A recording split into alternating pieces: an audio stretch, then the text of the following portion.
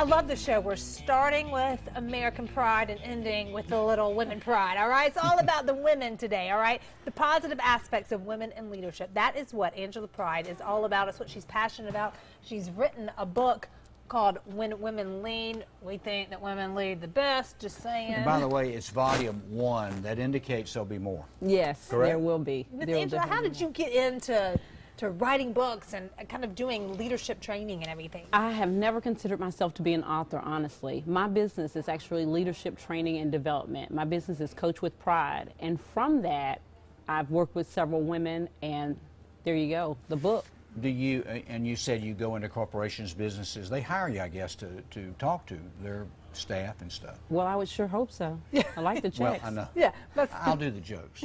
But what I'm saying, do you talk to men and women? I do you most have certainly do. conferences, or? Yes, I've actually hosted my own conferences. I do seminars. I do workshops. So yes, sir, I do work with men and women. I just laughed at your joke. It kind of hit me. you got it. Yes, well, we get paid. One thing is being a woman, and maybe you address this in the book.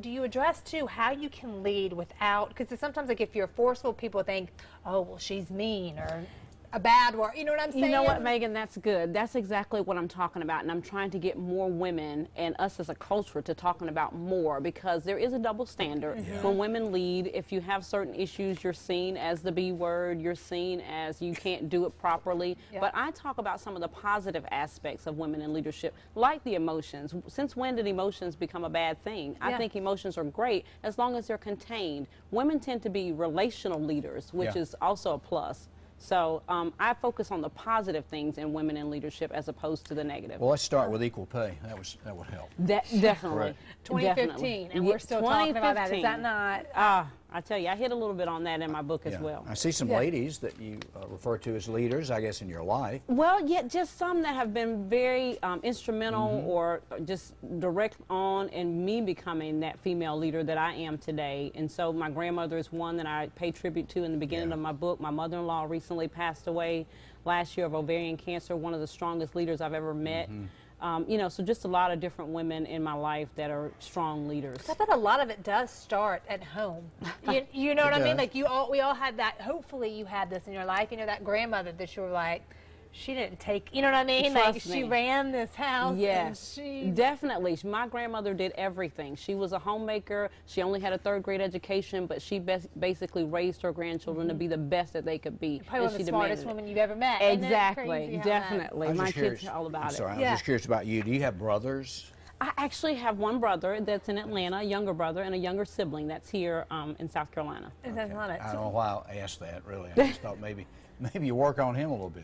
Maybe help raise him. I hope he's watching today, because he's probably laughing. I'm pretty hard on my younger siblings. Well, but you have to. Again, exactly. And I've actually 4 kids of my own at home. Oh, so, yeah, I do. You look incredible. Well, you must be doing some Movement Mondays stuff to do that. Look at some of the chapter titles. Choose excellence over perfection. Yes, there is not such a thing as perfection. Train others how to treat you. That kind of is based on doing others as you would have them do you. Well, everything is training for me. Being a trainer, it is. We train people the way that they should treat us. And sometimes we take that victim role and we don't want to be accountable, but in most cases, you've trained the people around you how to treat you. Yeah, the victim role gets old so fast, is it not? Is it not just exhausting? Oh my goodness. No, don't even get me started. She's like, I'm exhausted even thinking about it. Where can we get your book?